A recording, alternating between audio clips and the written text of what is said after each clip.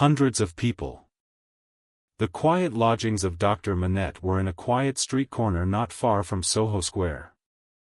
On the afternoon of a certain fine Sunday when the waves of 4 months had rolled over the trial for treason, and carried it, as to the public interest and memory, far out to sea, Mr. Jarvis Lorry walked along the sunny streets from Clerkenwell where he lived, on his way to dine with the doctor. After several relapses into business absorption, Mr. Lorry had become the doctor's friend, and the quiet street corner was the sunny part of his life. On this certain fine Sunday, Mr. Lorry walked towards Soho, early in the afternoon, for 3 reasons of habit. Firstly, because, on fine Sundays, he often walked out, before dinner, with the doctor and Lucy. Secondly, because, on unfavorable Sundays, he was accustomed to be with them as the family friend, talking, reading, looking out of window, and generally getting through the day. Thirdly, because he happened to have his own little shrewd doubts to solve, and knew how the ways of the doctor's household pointed to that time as a likely time for solving them. A quainter corner than the corner where the doctor lived, was not to be found in London. There was no way through it, and the front windows of the doctor's lodgings commanded a pleasant little vista of street that had a congenial air of retirement on it.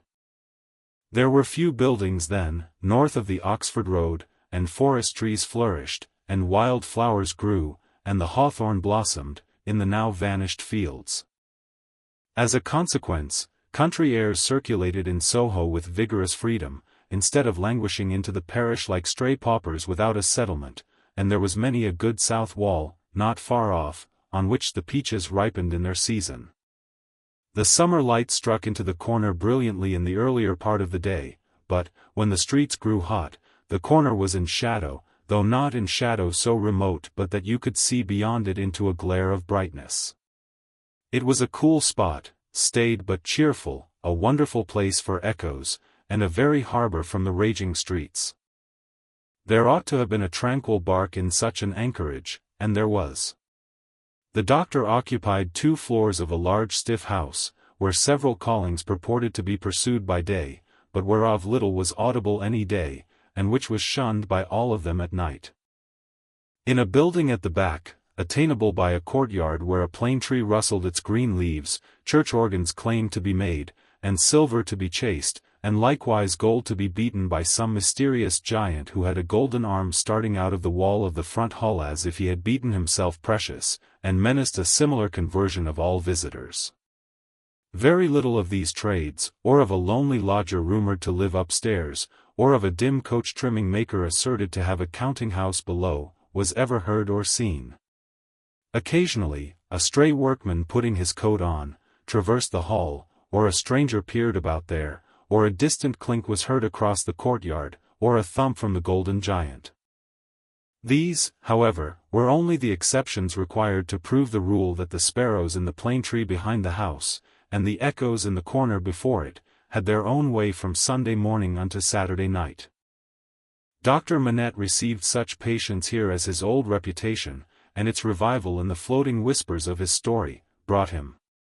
His scientific knowledge, and his vigilance and skill in conducting ingenious experiments, brought him otherwise into moderate request, and he earned as much as he wanted. These things were within Mr. Jarvis Lorry's knowledge, thoughts, and notice, when he rang the doorbell of the tranquil house in the corner, on the fine Sunday afternoon. Dr. Manette at home? Expected home. Miss Lucy at home? Expected home. Miss Pross at home? Possibly at home, but of a certainty impossible for handmaid to anticipate intentions of Miss Pross, as to admission or denial of the fact. As I am at home myself, said Mr. Lorry, I'll go upstairs. Although the doctor's daughter had known nothing of the country of her birth, she appeared to have innately derived from it that ability to make much of little means, which is one of its most useful and most agreeable characteristics. Simple as the furniture was, it was set off by so many little adornments, of no value but for their taste and fancy, that its effect was delightful. The disposition of everything in the rooms, from the largest object to the least, the arrangement of colors, the elegant variety and contrast obtained by thrift in trifles, by delicate hands, clear eyes, and good sense, were at once so pleasant in themselves, and so expressive of their originator, that, as Mr. Lorry stood looking about him, the very chairs and tables seemed to ask him, with something of that peculiar expression which he knew so well by this time, whether he approved. There were 3 rooms on a floor, and, the doors by which they communicated being put open that the air might pass freely through them all, Mr. Lorry, smilingly observant of that fanciful resemblance which he detected all around him, walked from one to another. The first was the best room, and in it were Lucy's birds, and flowers, and books, and desk, and work-table, and box of water-colors. The second was the doctor's consulting room, used also as the dining-room. The third, changingly speckled by the rustle of the plane tree in the yard, was the doctor's bedroom, and there, in a corner, stood the disused shoemaker's bench and tray of tools, much as it had stood on the 5th floor of the dismal house by the wine-shop, in the suburb of Saint Antoine, in Paris. "I wonder," said Mr. Lorry, pausing in his looking about, "that he keeps that reminder of his sufferings about him." "And why wonder at that?" was the abrupt inquiry that made him start. It proceeded from Miss Pross, the wild red woman, strong of hand, whose acquaintance he had first made at the Royal George Hotel at Dover, and had since improved. "I should have thought," Mr. Lorry began. "Pooh! You'd have thought," said Miss Pross, and Mr. Lorry left off. "How do you do?" inquired that lady then sharply, and yet as if to express that she bore him no malice. "I am pretty well, I thank you," answered Mr. Lorry, with meekness. "How are you?" "Nothing to boast of," said Miss Pross. "Indeed?" "Ah! Indeed," said Miss Pross. "I am very much put out about my ladybird." "Indeed? For gracious sake say something else besides 'indeed,' or you'll fidget me to death," said Miss Pross, whose character, dissociated from stature, was shortness. "Really, then," said Mr. Lorry, as an amendment. "Really, is bad enough," returned Miss Pross, "but better. Yes, I am very much put out." "May I ask the cause?" "I don't want dozens of people who are not at all worthy of Ladybird, to come here looking after her," said Miss Pross. "Do dozens come for that purpose?" "Hundreds," said Miss Pross. It was characteristic of this lady, as of some other people before her time and since, that whenever her original proposition was questioned, she exaggerated it. "Dear me," said Mr. Lorry, as the safest remark he could think of. "I have lived with the darling, or the darling has lived with me, and paid me for it, which she certainly should never have done. You may take your affidavit, if I could have afforded to keep either myself or her for nothing since she was 10 years old. And it's really very hard," said Miss Pross. Not seeing with precision what was very hard, Mr. Lorry shook his head, using that important part of himself as a sort of fairy cloak that would fit anything. "All sorts of people who are not in the least degree worthy of the pet, are always turning up," said Miss Pross. "When you began it." "I began it, Miss Pross." "Didn't you? Who brought her father to life?" "Oh! If that was beginning it," said Mr. Lorry. "It wasn't ending it, I suppose?" "I say, when you began it, it was hard enough, not that I have any fault to find with Dr. Manette, except that he is not worthy of such a daughter, which is no imputation on him, for it was not to be expected that anybody should be, under any circumstances. But it really is doubly and trebly hard to have crowds and multitudes of people turning up after him. I could have forgiven him, to take Ladybird's affections away from me." Mr. Lorry knew Miss Pross to be very jealous, but he also knew her by this time to be, beneath the service of her eccentricity, one of those unselfish creatures found only among women who will, for pure love and admiration, bind themselves willing slaves, to youth when they have lost it, to beauty that they never had, to accomplishments that they were never fortunate enough to gain, to bright hopes that never shone upon their own somber lives. He knew enough of the world to know that there is nothing in it better than the faithful service of the heart, so rendered and so free from any mercenary taint. He had such an exalted respect for it, that in the retributive arrangements made by his own mind we all make such arrangements. More or less he stationed Miss Pross much nearer to the lower angels than many ladies immeasurably better got up both by nature and art, who had balances at Tellson's. There never was, nor will be, but one man worthy of Ladybird, said Miss Pross, and that was my brother Solomon, if he hadn't made a mistake in life. Here again, Mr. Lorry's inquiries into Miss Pross's personal history had established the fact that her brother Solomon was a heartless scoundrel who had stripped her of everything she possessed, as a stake to speculate with, and had abandoned her in her poverty forevermore, with no touch of compunction. Miss Pross's fidelity of belief in Solomon, deducting a mere trifle for this slight mistake, was quite a serious matter with Mr. Lorry, and had its weight in his good opinion of her.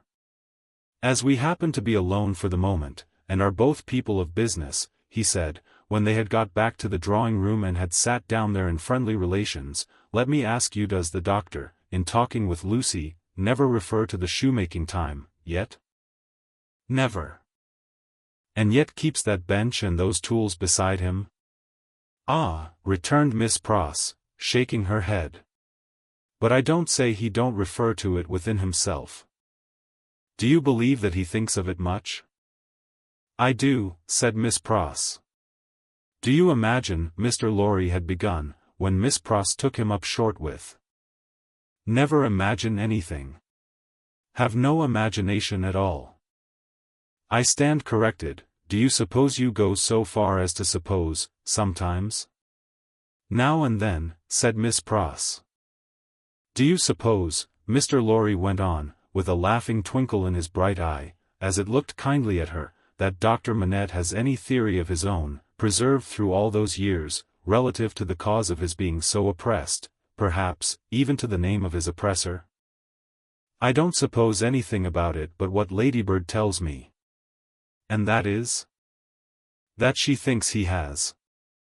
Now don't be angry at my asking all these questions, because I am a mere dull man of business, and you are a woman of business. Dull? Miss Pross inquired, with placidity. Rather wishing his modest adjective away, Mr. Lorry replied, No, no, no. Surely not. To return to business, is it not remarkable that Dr. Manette, unquestionably innocent of any crime as we are all well assured he is, should never touch upon that question? I will not say with me, though he had business relations with me many years ago, and we are now intimate, I will say with the fair daughter to whom he is so devotedly attached, and who is so devotedly attached to him. Believe me, Miss Pross, I don't approach the topic with you, out of curiosity, but out of zealous interest. Well. To the best of my understanding, and bad's the best, you'll tell me, said Miss Pross, softened by the tone of the apology, he is afraid of the whole subject. Afraid? It's plain enough, I should think, why he may be. It's a dreadful remembrance. Besides that, his loss of himself grew out of it. Not knowing how he lost himself, or how he recovered himself, he may never feel certain of not losing himself again. That alone wouldn't make the subject pleasant, I should think. It was a profounder remark than Mr. Lorry had looked for. True, said he, and fearful to reflect upon. Yet, a doubt lurks in my mind, Miss Pross, whether it is good for Dr. Manette to have that suppression always shut up within him. Indeed, it is this doubt and the uneasiness it sometimes causes me that has led me to our present confidence. Can't be helped, said Miss Pross, shaking her head. Touch that string, and he instantly changes for the worse. Better leave it alone. In short, must leave it alone, like or no like. Sometimes, he gets up in the dead of the night, and will be heard, by us overhead there, walking up and down, in his room. Ladybird has learnt to know then that his mind is walking up and down, in his old prison. She hurries to him, and they go on together, walking up and down, until he is composed. But he never says a word of the true reason of his restlessness, to her, and she finds it best not to hint at it to him. In silence they go walking up and down together, till her love and company have brought him to himself. Notwithstanding Miss Pross's denial of her own imagination, there was a perception of the pain of being monotonously haunted by one sad idea, in her repetition of the phrase, walking up and down, which testified to her possessing such a thing. The corner has been mentioned as a wonderful corner for echoes. It had begun to echo so resoundingly to the tread of coming feet, that it seemed as though the very mention of that weary pacing to and fro had set it going. "Here they are," said Miss Pross, rising to break up the conference, "and now we shall have hundreds of people pretty soon." It was such a curious corner in its acoustical properties, such a peculiar ear of a place, that as Mr. Lorry stood at the open window, looking for the father and daughter whose steps he heard, he fancied they would never approach. Not only would the echoes die away, as though the steps had gone, but echoes of other steps that never came would be heard in their stead, and would die away for good when they seemed close at hand. However, father and daughter did at last appear, and Miss Pross was ready at the street door to receive them. Miss Pross was a pleasant sight, albeit wild, and red, and grim, taking off her darling's bonnet when she came upstairs, and touching it up with the ends of her handkerchief, and blowing the dust off it, and folding her mantle ready for laying by, and smoothing her rich hair with as much pride as she could possibly have taken in her own hair if she had been the vainest and handsomest of women. Her darling was a pleasant sight too, embracing her and thanking her, and protesting against her taking so much trouble for her, which last she only dared to do playfully, or Miss Pross, sorely hurt, would have retired to her own chamber and cried. The doctor was a pleasant sight too, looking on at them, and telling Miss Pross how she spoilt Lucy, in accents and with eyes that had as much spoiling in them as Miss Pross had, and would have had more if it were possible. Mr. Lorry was a pleasant sight too, beaming at all this in his little wig, and thanking his bachelor stars for having lighted him in his declining years to a home. But, no hundreds of people came to see the sights, and Mr. Lorry looked in vain for the fulfillment of Miss Pross's prediction. Dinner time, and still no hundreds of people. In the arrangements of the little household, Miss Pross took charge of the lower regions, and always acquitted herself marvellously. Her dinners, of a very modest quality, were so well cooked and so well served, and so neat in their contrivances, half English and half French, that nothing could be better. Miss Pross's friendship being of the thoroughly practical kind, she had ravaged Soho and the adjacent provinces, in search of impoverished French, who, tempted by shillings and half-crowns, would impart culinary mysteries to her. From these decayed sons and daughters of Gaul, she had acquired such wonderful arts, that the woman and girl who formed the staff of domestics regarded her as quite a sorceress, or Cinderella's godmother, who would send out for a fowl, a rabbit, a vegetable or two from the garden, and change them into anything she pleased. On Sundays, Miss Pross dined at the doctor's table, but on other days persisted in taking her meals at unknown periods, either in the lower regions, or in her own room on the second floor, a blue chamber, to which no one but her ladybird ever gained admittance. On this occasion, Miss Pross, responding to Ladybird's pleasant face and pleasant efforts to please her, unbent exceedingly, so the dinner was very pleasant, too. It was an oppressive day, and, after dinner, Lucy proposed that the wine should be carried out under the plane tree, and they should sit there in the air. As everything turned upon her, and revolved about her, they went out under the plane tree, and she carried the wine down for the special benefit of Mr. Lorry. She had installed herself, some time before, as Mr. Lorry's cup-bearer, and while they sat under the plane tree, talking, she kept his glass replenished. Mysterious backs and ends of houses peeped at them as they talked, and the plane tree whispered to them in its own way above their heads. Still, the hundreds of people did not present themselves. Mr. Darnay presented himself while they were sitting under the plane tree, but he was only one. Dr. Manette received him kindly, and so did Lucy. But, Miss Pross suddenly became afflicted with a twitching in the head and body, and retired into the house. She was not unfrequently the victim of this disorder, and she called it, in familiar conversation, a fit of the jerks. The doctor was in his best condition, and looked specially young. The resemblance between him and Lucy was very strong at such times, and as they sat side by side, she leaning on his shoulder, and he resting his arm on the back of her chair, it was very agreeable to trace the likeness. He had been talking all day, on many subjects, and with unusual vivacity. "Pray, Dr. Manette," said Mr. Darnay, as they sat under the plane tree, and he said it in the natural pursuit of the topic in hand, which happened to be the old buildings of London, "have you seen much of the Tower?" "Lucy and I have been there, but only casually. We have seen enough of it, to know that it teems with interest, little more." "I have been there, as you remember," said Darnay, with a smile, though reddening a little angrily, "in another character, and not in a character that gives facilities for seeing much of it. They told me a curious thing when I was there." "What was that?" Lucy asked. "In making some alterations, the workmen came upon an old dungeon, which had been, for many years, built up and forgotten. Every stone of its inner wall was covered by inscriptions which had been carved by prisoners' dates, names, complaints, and prayers. Upon a corner stone in an angle of the wall, one prisoner, who seemed to have gone to execution, had cut as his last work, 3 letters.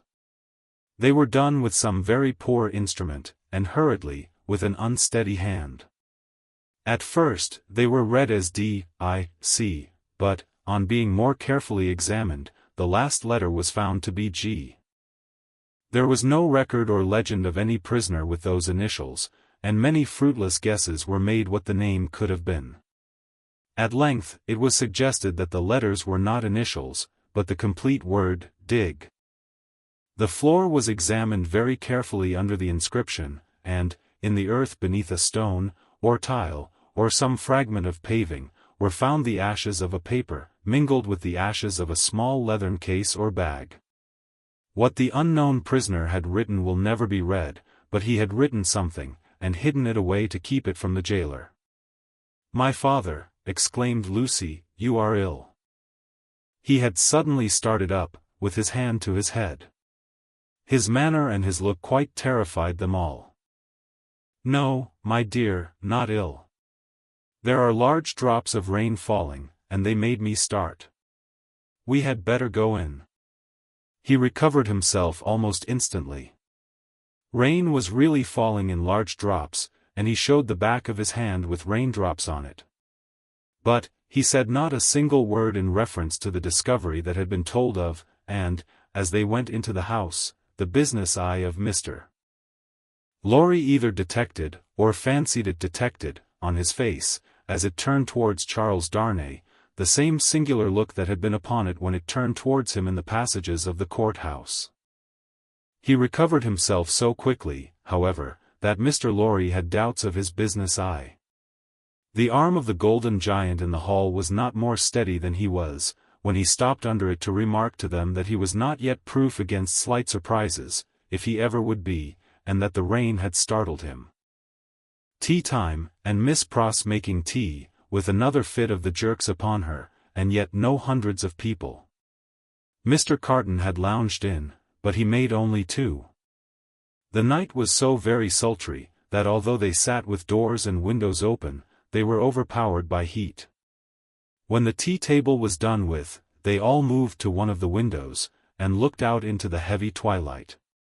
Lucy sat by her father, Darnay sat beside her, Carton leaned against a window.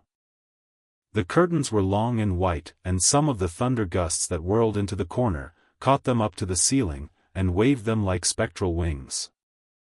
"The raindrops are still falling, large, heavy, and few," said Dr. Manette. "It comes slowly." "It comes surely," said Carton. They spoke low, as people watching and waiting mostly do, as people in a dark room, watching and waiting for lightning, always do. There was a great hurry in the streets of people speeding away to get shelter before the storm broke, the wonderful corner for echoes resounded with the echoes of footsteps coming and going, yet not a footstep was there. "A multitude of people, and yet a solitude," said Darnay, when they had listened for a while. "Is it not impressive, Mr. Darnay?" asked Lucy. "Sometimes, I have sat here of an evening, until I have fancied but even the shade of a foolish fancy makes me shudder tonight, when all is so black and solemn. Let us shudder too. We may know what it is. It will seem nothing to you. Such whims are only impressive as we originate them, I think, they are not to be communicated. I have sometimes sat alone here of an evening, listening, until I have made the echoes out to be the echoes of all the footsteps that are coming by and by into our lives. There is a great crowd coming one day into our lives, if that be so," Sidney Carton struck in his moody way. The footsteps were incessant, and the hurry of them became more and more rapid. The corner echoed and re-echoed with the tread of feet, some, as it seemed, under the windows, some, as it seemed, in the room, some coming, some going, some breaking off, some stopping altogether, all in the distant streets, and not one within sight. Are all these footsteps destined to come to all of us, Miss Manette, or are we to divide them among us? I don't know, Mr. Darnay. I told you it was a foolish fancy, but you asked for it. When I have yielded myself to it, I have been alone, and then I have imagined them the footsteps of the people who are to come into my life, and my father's. I take them into mine, said Carton. I ask no questions and make no stipulations. There is a great crowd bearing down upon us, Miss Manette, and I see them by the lightning. He added the last words, after there had been a vivid flash which had shown him lounging in the window. And I hear them, he added again, after a peal of thunder. Here they come, fast, fierce, and furious. It was the rush and roar of rain that he typified, and it stopped him, for no voice could be heard in it. A memorable storm of thunder and lightning broke with that sweep of water, and there was not a moment's interval in crash, and fire, and rain, until after the moon rose at midnight. The great bell of St. Paul's was striking one in the cleared air, when Mr. Lorry, escorted by Jerry, high-booted and bearing a lantern, set forth on his return passage to Clerkenwell. There were solitary patches of road on the way between Soho and Clerkenwell, and Mr. Lorry, mindful of footpads, always retained Jerry for this service, though it was usually performed a good 2 hours earlier. What a night it has been! Almost a night, Jerry, said Mr. Lorry, to bring the dead out of their graves. I never see the night myself, master, nor yet I don't expect to what would do that, answered Jerry. Good night, Mr. Carton, said the man of business. Good night, Mr. Darnay. Shall we ever see such a night again, together? Perhaps. Perhaps, see the great crowd of people with its rush and roar, bearing down upon them, too.